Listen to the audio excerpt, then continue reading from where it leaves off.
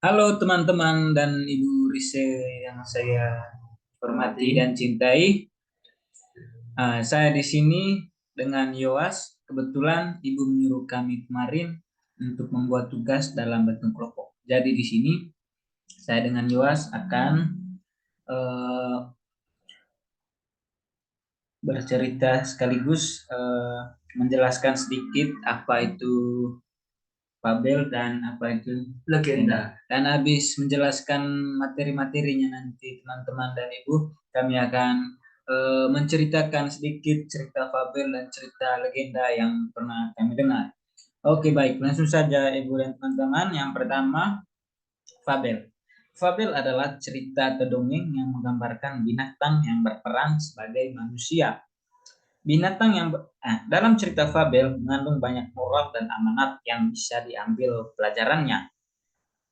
Jadi, binatang-binatang yang ada dalam cerita fabel dapat berpikir dan berinteraksi layaknya perkumpulan manusia.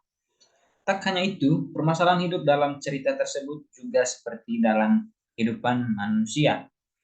Oke, baik, ibu-ibu dan teman-teman. Jadi itu saja sedikit tadi intro penjelasan mengenai cerita fabel. Jadi saya di sini juga akan menceritakan cerita fabel yang pernah saya dengar. Jadi judul ceritanya adalah Kelinci dan Siput. Pada zaman dahulu, hiduplah dua binatang di hutan yang luas.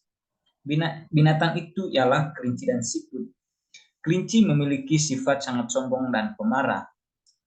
Bahkan sang kelinci sering meremehkan hewan-hewan lainnya. Ketika ia berjalan-jalan di sekitar hutan, kelinci itu bertemu sang siput yang berjalan dengan lambatnya. Kelinci pun berkata, "Siput, apa yang kau lakukan di sini?" Siput menjawab, "Aku sedang mencari penghidupan." Kelinci tersebut malah marah karena ia berpikir sang siput hanya berlagak mencari penghidupan. Si siput berusaha menjelaskan maksud jawabannya tadi, tapi kelinci tetap saja marah, bahkan ia mengancam akan menginjak tubuh siput. Akhirnya siput menantang adu kecepatan dengan kelinci. Mendengar tantangan tersebut, sang kelinci marah besar. Ia menerima tawaran siput dan berkata dengan keras agar hewan-hewan lain menjadi saksi perlombaan lari antara kelinci dan siput. Hari perlombaan pun tiba. Kelinci dan siput pun berlomba lari untuk sampai finish. Namun, sebelumnya si siput memiliki akal untuk meminta siput-siput lainnya berada di titik-titik jalur lomba lari sampai ke finish. Hal ini dikarenakan cangkang semua siput memiliki kesamaan. Dengan begitu, hewan-hewan lain tidak akan curiga. Kelinci pun melompat dan berlari meninggalkan siput di jalur start. Akhirnya, rencana siput berjalan lancar dan akhirnya siput tadi menjadi pemenang, walaupun sebenarnya yang memasuki finish ialah temannya. Dengan kemenangan, siput membuat kelinci menjadi tidak sombong dan tidak pemarah lagi. Oke, baik teman-teman, sekian eh, cerita yang pernah saya dengar dari teman-teman dan lingkungan. Jadi biasanya teman-teman dan ibu, bahwa dalam cerita fabel ini terdapat pesan moral. Jadi pesan yang kita bisa petik dari cerita ini adalah jangan suka meremehkan orang lain dengan kesombongan kita. Kesombongan tersebut akan membuat kita rugi dan menyesal kemudian hari.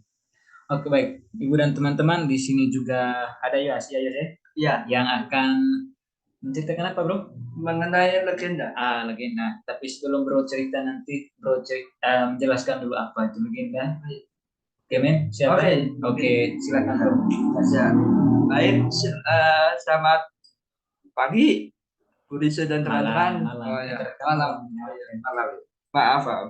Eh, jadi legenda. Pada hari ini saya akan membawakan cerita mengenai legenda. Tetapi sebelum bercerita, saya akan menjelaskan mengenai apa itu legenda.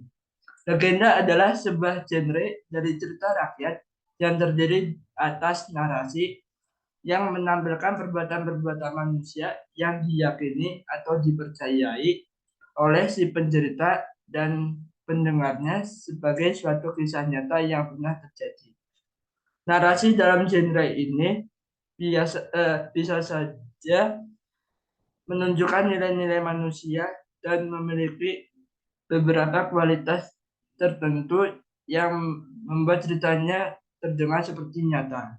Eh, baik, itu adalah penjelasan mengenai legenda. Pada setelah itu saya akan menceritakan mengenai legenda yang ada di daerah saya, yaitu di daerah Jawa Barat, yaitu legenda Gunung Tangkuban Perahu. Nah, berikut ini ceritanya. Dahulu kala di tanah Pasundan, Jawa Barat, ada seorang Dewi Surgawi yang cantik cerita. Namanya Dayang Sumbi. Dia tinggal di sebuah gubuk di hutan bersama anjing setianya, yaitu Tumang. Suatu hari, saat menenun kain, dia kehilangan salah satu alatnya. Bosan mencari kemana-mana. Dayang Sumbi berkata pada dirinya sendiri, barang siapa bisa menemukan alat yang hilang dan mengembalikannya kepadaku, jika dia laki-laki, aku akan menjadikannya seorang suami. Dan jika dia perempuan, aku akan menjadikannya besar saudara. Yang mengejutkan, Tumang menemukan alat dan mengembalikannya kepadanya. Mau tidak mau, Dayang Sumbi harus memenuhi janjinya sendiri untuk menikahi Tumang, yang dulunya pernah dikutuk oleh penyihir jahat menjadi seekor anjing. Secara kebetulan, Dayang Sumbi melahirkan seorang bayi laki-laki dan menamakannya Sangkuriang. Sangkuriang tumbuh menjadi remaja sehat yang suka berburu binatang di hutan. Dayang Sumbi tidak pernah memberitahu Sangkuriang bahwa Tumang adalah ayahnya. Suatu hari, Sangkuriang dan Tumang sedang berburu rusa di hutan. Segera mereka bertemu dengan babi hutan. Sangkuriang bertanya-tanya, mengapa tidak ada rusa hari ini? Tapi saya pikir babi hutan tidak akan membuat perbedaan.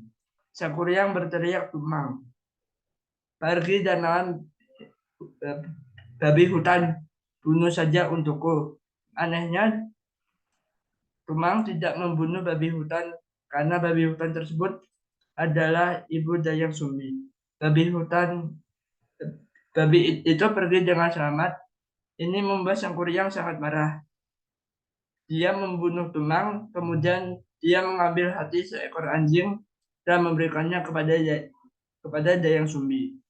Setelah makan hati tersebut, Dayang Sumbi bertanya kepada Sangkuriang, ngomong-ngomong, di mana Tumang? Saya belum pernah melihatnya sejak Anda kembali dari berburu. Ibu, jawab Sangkuriang pelan. Saya membunuh Tumang karena ketidaktaatan. Hati yang Anda makan adalah hati Tumang. Kamu adalah anak yang bodoh, teriak Dayang Sumbi sambil memukulkan sendok sup ke kepala Sangkuriang dengan keras hingga kepalanya berdarah. Pergi dari mukaku, dasar pembunuh.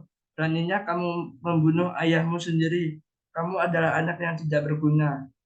Dengan kepala yang berdarah, Sangkuriang lari ke hutan dan naik ke bukit. Bertahun-tahun berlalu, Sangkuriang berubah menjadi pemburu yang tampan dan terampil. Dia telah melupakan semua masa lalu yang pahit karena dia telah kehilangan ingatannya. Dia bahkan lupa namanya. Suatu hari, Sangkuriang bertemu dengan seorang wanita cantik di hutan yang dia cintai. Wanita itu adalah Dayang Sumbi, yang tidak bisa menjadi tua karena dia seorang dewi. Sangkuriang tidak mengenali ibunya sendiri. Tetapi Dayang Sumbi mengenali Sangkuriang dari bekas luka lama di kepalanya. Mabuk cinta, Sangkuriang melamarnya.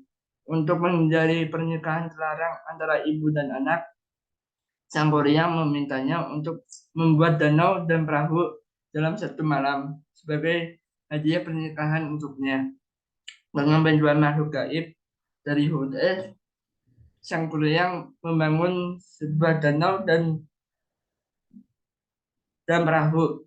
Dayang Sumbi mengetahuinya dan ia mengelabui para jin dengan menyulut api hingga seolah-olah matahari telah terbit. Mengetahui hal tersebut, Sang Kuryang sangat marah sehingga dia menendang perahu dan perahu itu terbalik.